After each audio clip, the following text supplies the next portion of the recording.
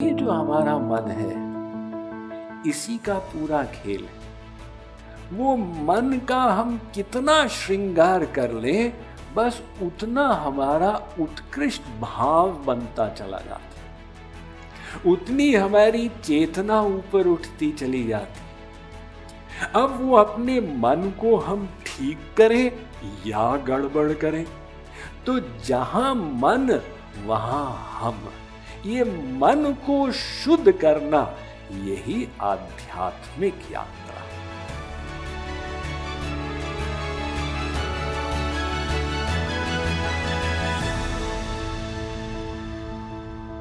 हमारे शास्त्रों में अनेक प्रकार के विधि विधान बताए गए, लेकिन वो सब विधि विधान का अंतिम लक्ष्य ये है कि उसके द्वारा मन शुद्ध हो, मन भगवान में लगे।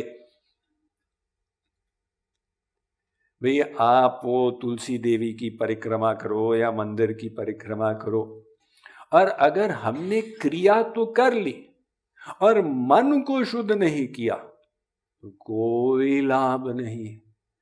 यही तो समस्या है ना। हम हाथ से तो आरती करते हैं, जय जगदीश हरे, और मन से सोचते हैं कि मैंने चप्पलों को तो स्टैंड में रखा नहीं है, मंदिर में तो आ गया हूं, कोई चोरी करके तो नहीं ले जाएगा। और मुंह से बोलते हैं हे भगवान त्वमेव माता च पिता त्वमेव, मन से चिंतन कर रहे हैं मेरा चप्पल जो है चोरी तो नहीं हो जाएगा। तो भगवान कहते हैं भाई देखो, इस प्रकार की भक्ति से काम नहीं चलेगा। तुम वहीं पे हो जहां तुम्हारा मन है। अब तुम हाथ से तो माला फेर रहे हो और मन संसार में फिर रहा। इसलिए तो कबीर जी ने कहा माला फेरत युग फिरा। ये माला फेरते फेरते पूरा युग फिर गया। फिरा न मन का फेर, अब कर का मन का डारी के, और मन का फेर। इसको रखो अब, और मन का जो मन का है उसको फेरो। उसी को तो रविदास जी ने कहा, जो मन चंगा तो कठौती में गंगा। अब हम शरीर से स्नान करके आ गए तो लोग इसका लाभ भी उठाते। पंडित लोग कह देते हैं छोटे गांव में जाके कि मैं जा रहा हूं प्रयाग, तुम चाहोगे तो तुम्हारी भी डुबकी लगा दूंगा, 25 रुपए दे दो।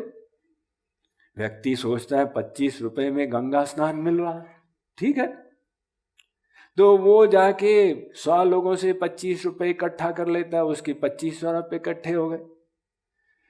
लोग सोचते हैं भी 25 रुपए में गंगा स्नान हो गया, मरने के बाद जो होगा सो मिलेगा। तो हम सोचते हैं कि इस प्रकार की शारीरिक क्रिया से काम चलेगा, ऐसा नहीं है।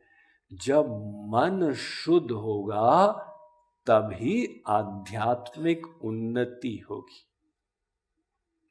एक रामकृष्ण परमहंस ने कथा सुनाई।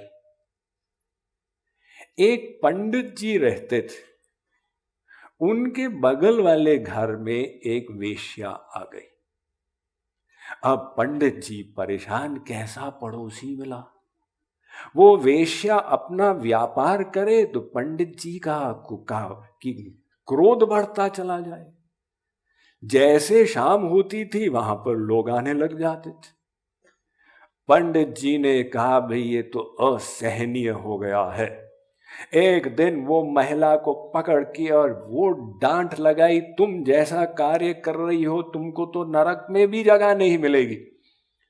बेचारी वेश्या घबरा गई, हे भगवान मैं कैसे व्यापार में पड़ी हूं, मेरे कितने खराब संस्कार पूर्व जन्म के, लेकिन अब मैंने कभी पढ़ाई की नहीं, अब दूसरा कौन सा व्यापार सीखूं। बेचारी वशीभूत थी, किंतु आत्मग्लानि बहुत करती थी, और पंडित जी उतना ही घृणा करते थे।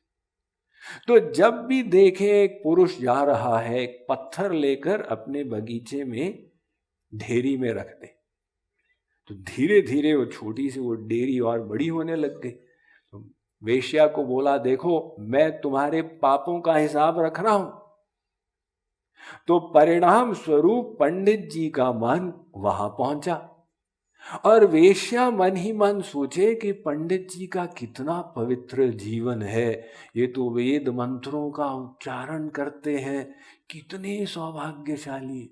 हे भगवान, ऐसी कृपा करें कि अगले जन्म में मुझे भी कुछ इन्हीं का दास बना दें। उसका मन पंडित जी के दिव्य कार्य में था। पंडित जी वृद्ध होते चले जा रहे थे। लास्ट में जब मरे, यमदूत आए, पंडित जी को कहा चलो हमारे साथ। कौन हो आप? यमराज के दूत हैं। अरे मुझे ले जा रहे हो? हाँ हाँ, नरक में आपकी वेटिंग है, वहां पर है। मुझे कैसे ले जा रहे हो? आपने गलत, फिर से चेक करो। यमराज जी ने क्या व्हाट्सएप भेजा है, गूगल मैप्स में चेक करो। वो मेरे बगल में वेश्या रहती है, वहां पर जाना चाहिए था। तो यमदूतों ने समझाया, हाँ हमको ठीक ठीक मैसेज मिला है, आप भी चेक कर लो। ये आप बोलते थे तो वेद मंत्र, लेकिन आपका मन था वेश्या में, और वो बेचारी वशीभूत तो थी पूर्व संस्कारों से, किंतु उसको अपने मन में उसकी जो महत्वाकांक्षा थी वो यही थी कि काश मेरा जीवन किसी प्रकार से पवित्र हो जाए। तो जहां मन वहां हम, ये मन को शुद्ध करना, यही आध्यात्मिक यात्रा। ठीक है, मन को आप बैठे बैठे नहीं लगा सकते तो 4 धाम लगाओ, लेकिन 4 धाम करने के बाद अगर मन नहीं लगा तो?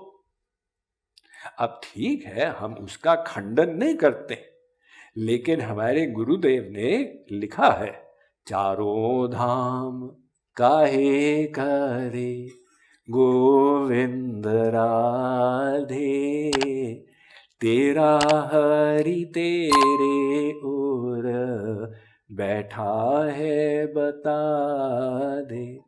तुम 4 धाम कर रहे हो भगवान से मिलने के लिए, और वो ही भगवान तुम्हारे अंदर बैठे हैं।